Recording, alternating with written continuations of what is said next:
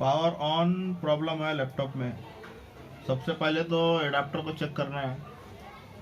Adapter को check करने के बाद फिर बैटरी को भी चेक करना है, फिर मदरबोर्ड की शॉर्टिंग वगैरह चेक करना है।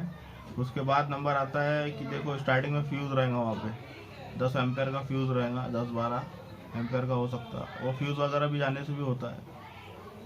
बाकी फिर दूसरी थिंग्स भी है, लेकिन जितना बोले है ना उतना टेस्ट करने से भी 80-90% चांस है कि हो जाता है। सबसे पहले एडाप्टर को चेक करना, दूसरा बैटरी को चेक करना, तीसरा मदरबोर्ड की शॉर्टिंग है, या फिर सीधा फ्यूज़ चेंज करके देखना, या फिर अदर्स भी है, इतना करके देखो। दूसरा है भाई बायोस का बूट ऑप्शन नहीं आ रहा है, क्या करूँ? अच्छा, F2 बटन, F10 या डिलीट, ये तीनों में से ही एक रहता है। बाकी अकॉर्डिंग टू तुम्हारा मॉडल नंबर डालो यूट्यूब पे, या फिर उनकी वेबसाइट पे चले जाओ, जो भी कंपनी का है वो दिखा देंगे। दूसरा क्या लिखा है Mohammad Ansari, wifi not connected. उसका तो भाई सेटिंग पहले देखो, सेटिंग करना पड़ता है, उसकी ट्रेसिंग करना पड़ता है, उससे भी नहीं हुआ तो फिर कार्ड, उसका कार्ड ज़्यादा नहीं, 200 रुपये का कार्ड आता है शायद, कार्ड को चेक करना पड़ता है। या फिर उसके बाद भी नहीं हो रहा है तो फिर आईसी का लफड़ा है। सबसे पहले उसका ड्राइवर चेक कर लो, अगर ट्रेसिंग आती है तो ट्रेसिंग देख लो, या फिर उसका कार्ड कार्ड चेंज करना पड़ेगा, और कार्ड से भी नहीं हुआ तो फिर आईसी चेंज करना पड़ेगा, वही लास्ट ऑप्शन है। 32 बिट में माउस पैड काम नहीं कर रहा और 64 बिट में कर रहा है, what can I do? Mohammad Ismail, इसमें तो ओएस चेंज होगा भाई, ये विंडोज ऑपरेटिंग सॉफ्टवेयर का लफड़ा है, ड्राइवर का लफड़ा है, और कुछ नहीं है।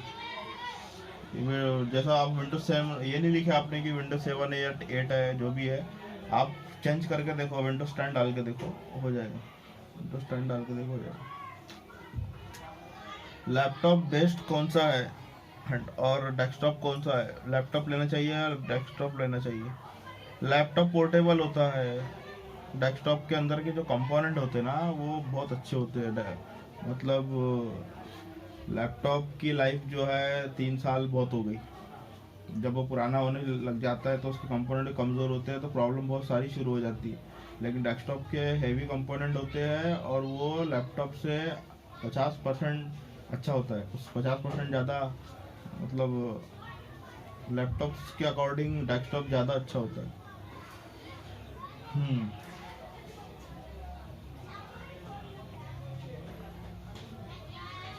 लैपटॉप लेना चाहता हूँ कम रेट में, मैं कौन सा लूँ? मेरा तो डेल का है भाई, ये वाला। आज 10 साल हो गया, कुछ प्रॉब्लम नहीं हुआ मेरे को। इसका सर्विसेज वगैरह अवेलेबल अच्छी है, बाकी का तो उतना खास रहता नहीं है। डेल का बोलूँगा मैं, ठीक है, क्योंकि मैं यूज़ करता हूँ, और वर्जन डिपेंड करता है। अगर तुमको नॉर्मल यूज़ करने के लिए हो ना तो i3 बेस्ट है। अगर हेवी ग्राफिक्स गेम ये सब करना है, बड़े बड़े सॉफ्टवेयर चलाना है तो फिर i5 ठीक है। और लैपटॉप के हैंग होने का कारण बताइए भाई। अच्छा, हीटिंग हीटिंग से होता है, ऑपरेटिंग सिस्टम से भी होता है, हेवी लोड भर दिए आपने, या फिर तुम्हारी रैम की क्षमता उतनी नहीं है, या फिर हार्ड डिस्क तुम्हारा फुल हो गया है, वायरस आ गए तो, और तुम्हारा लैपटॉप की लाइफ भी जैसा पुराना लैपटॉप हो गया तब भी हैंग होता है। और इसकी सेटिंग है बहुत है, वो हो जाता है, बिना रैम डाले भी फास्ट चलेगा लैपटॉप, ऐसी ऐसी सेटिंग है। एलाइट नोटबुक रिस्टार्ट हो रहा है, 9440 मॉडल नंबर है, हीटसिंक भी डाल के देख लिया भाई, फिर भी देखो, रिस्टार्ट होना अलग चीज़ है, पावर ऑफ होना अलग चीज़ है। पावर ऑफ हो रहा है, अगर पूरा ऑफ हो रहा है तब हीट सिंक का समझ में आता है, लेकिन रिस्टार्ट का केस अलग है। रिस्टार्ट का केस है तो फिर सीधा तुम तो उसका ऑपरेटिंग सिस्टम या तो करप्ट है, या तो वायरस आ गया, या फिर बायोस को रीप्रोग्राम करना पड़ेगा। ये राइट बुक है 949440 ना, तो ऑफ की कंडीशन अलग होती है, रिस्टार्ट की अलग होती है। तो सबसे पहले तो आपको ऑपरेटिंग सिस्टम देख लो, उसके बाद ऑपरेटिंग सिस्टम के बाद वायरस को चेक कर लो, या फिर वायरस को रीप्रोग्राम करना पड़ेगा। रिस्टार्ट का केस में यही होगा। विंडोज ऑटोमेटिक ऑन हो रहा है, ऑफ हो रहा है, तो ऑपरेटिंग सिस्टम करप्ट होगा। रिपेयर मत करो, इसको फॉर्मेट मार दो। ऑपरेटिंग सिस्टम चेंज करके देखो, 7 है तो 10 करके देख लो। या फिर ये सबसे भी नहीं हो रहा है तो फिर रैम का पंगा होगा, हार्ड डिस्क का पंगा होगा, या फिर बायोस का पंगा होगा। स्क्रीन पर लाइन आ रही है, स्क्रीन पर लाइन आ रही है तो वो तो स्क्रीन का ही प्रॉब्लम होता है, लेकिन ट्राई करके देखना। एक लोहा चुम्मा आता है, लोहा चुम्मा को पूरा स्क्रीन पे घुमा दो, वैसे ही ऑलरेडी डैमेज तो है ही, तो इस लोहा चुम्मा को पूरा स्क्रीन पर घुमा दो, हो गया तो ठीक है, नहीं तो फिर उसका आईसी वगैरह रहता है, स्क्रीन पर ही आईसी लगी होती है, तो उसकी वजह से भी हो जाता है, या फिर स्क्रीन ही चेंज होगा। वो वर्टिकल हॉरिजॉन्टल लाइन के लिए एक आईसी लगी होती है वहाँ पे छोटी, हॉरिजॉन्टल वर्टिकल के लिए छोटी आईसी लगी रहती, उसकी वजह से भी स्क्रीन ही चेंज होता है। लाइन आ रहा, ये तो स्क्रीन का प्रॉब्लम है। लाइन आ रहा मतलब स्क्रीन का प्रॉब्लम है। लैपटॉप की बैटरी गर्म हो रही है यार, क्या करूँ। लैपटॉप की बैटरी तो गर्म ही होगी, ये नॉर्मल बात है, लेकिन ओवर हीट हो रहा है तो फिर उसको उस कंडीशन में तो बैटरी को चेंज करना पड़ेगा। न्यू बैटरी लगाया भाई, लैपटॉप चल रहा है बट चार्जिंग नहीं ले रहा है। आई एम फ्रॉम गाजियाबाद निर्देश। चार्जिंग आईसी के ऊपर में 2 मॉसफेट लगेंगे। चार्जिंग आईसी जो होती है उसमें 2 मॉसफेट आउटपुट निकाल रहा है कि नहीं निकाल रहा है, चेक कर लो। जैसे कि मॉसफेट का गेट इनेबल हो रहा है, आउटपुट निकाल रहा है, ये सब चेक करो पहले। और ये थोड़ा लंबी प्रोसीजर है, कॉल करना उसके लिए। बैटरी ड्रेन, ये समझ में नहीं आ रहा। अच्छा, बैटरी ड्रेन बहुत जल्दी हो रही है। बैटरी का काम भारी हो गया भाई, बैटरी चेंज करना पड़ेगा।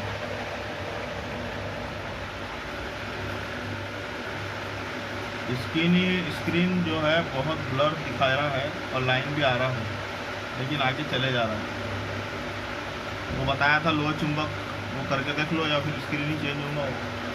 वो वोल्टेज वगैरह का भी लफड़ा रहता है, वो देखना पड़ेगा उसको। लैपटॉप में फैक्ट्री रीसेट कैसे करें भाई? पहली बात तो विंडोज़ चेंज होता है, फैक्ट्री वगैरह रीसेट नहीं होता लैपटॉप में। फैक्ट्री रीसेट की ज़रूरत कभी ज़िंदगी में नहीं पड़ती है, फैक्ट्री रीसेट होता भी नहीं है, और फैक्ट्री रीसेट करके आपको प्रॉब्लम भी सॉल्व नहीं होगा। वो विंडोज़, ये अलग सिस्टम है लैपटॉप का, विंडोज़ ही चेंज होता है। ग्राफिक्स कोर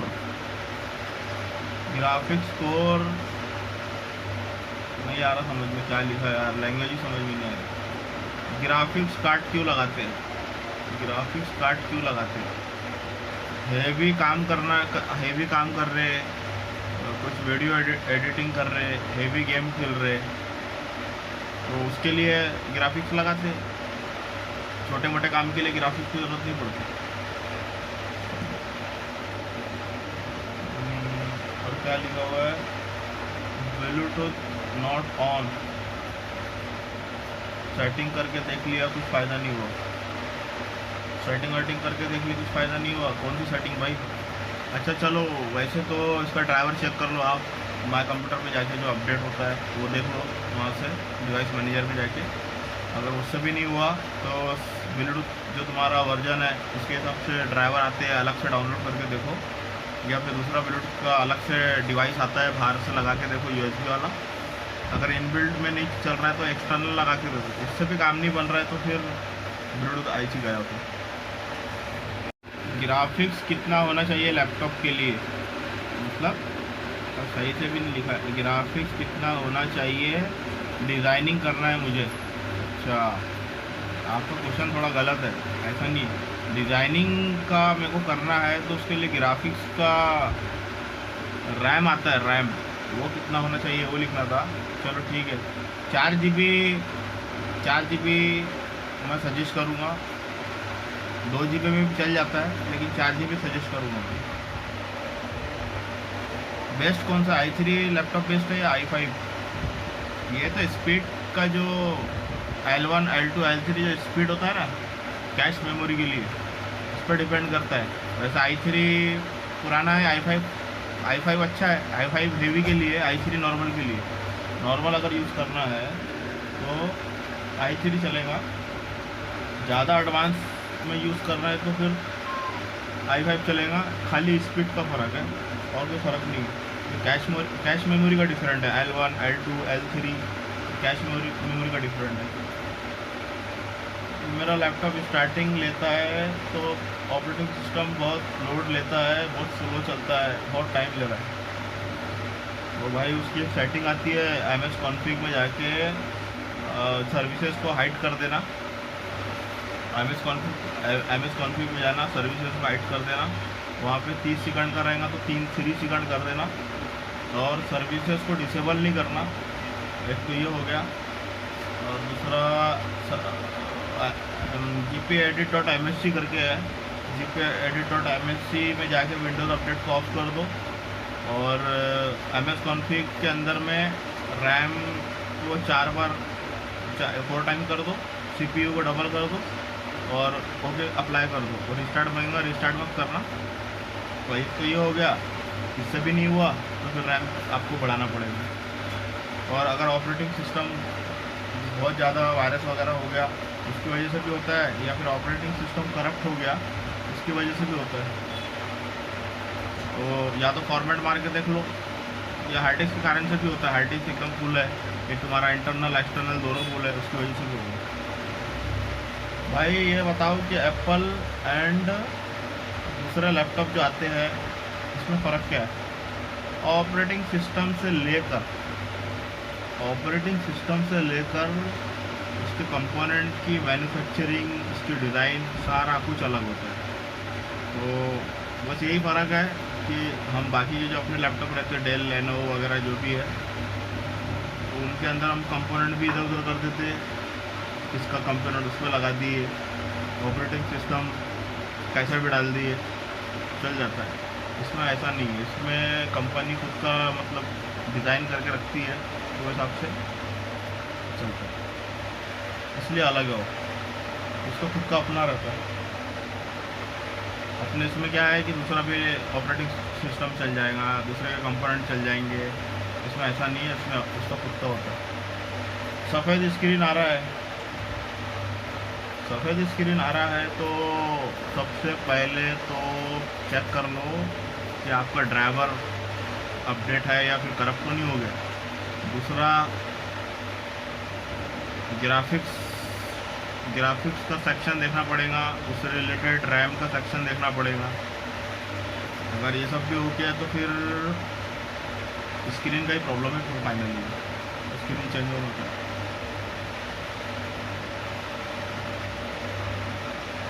एंटीवायरस कौन सा बेस्ट है? NP नेट प्रोटेक्टर बेस्ट है, नेट क्विक हिल से बेहतर है, क्योंकि अपनी अपनी जगह सब सही है। विंडोज़ डिफेंडर और नेट प्रोटेक्टर काफ़ी पुराना है और चलता है बढ़िया। जैसे ही मैं लैपटॉप को चार्जिंग पे लगा रहा हूँ मेरा फ़ैन ऑफ हो जा रहा है, फ़ैन ऑफ हो रहा है तो इसके आसपास कंपोनेंट चेक करना पड़ेगा। वैसे तो ऐसा होता नहीं है, इसका फ़ैन का कनेक्शन तो डायरेक्ट IO से ही होता है, क्योंकि हाँ IO ही कंट्रोल करती है फ़ैन को। और चार्जर जो तुम्हारा है, उसको भी आप देखना कि जब तुम लैपटॉप लगाते हैं तो तुम देखो कि चार्जर का लाइट ब्लिंक करता है नहीं करता है, क्योंकि चार्जर और फैन को IO ही कंट्रोल करता है। मैकबुक पे इंस्टॉलेशन करने वो बहुत सारे सॉफ्टवेयर, इसका यूट्यूब पे सर्च कर लो, यूट्यूब पे मिल जाएगा मैकबुक का।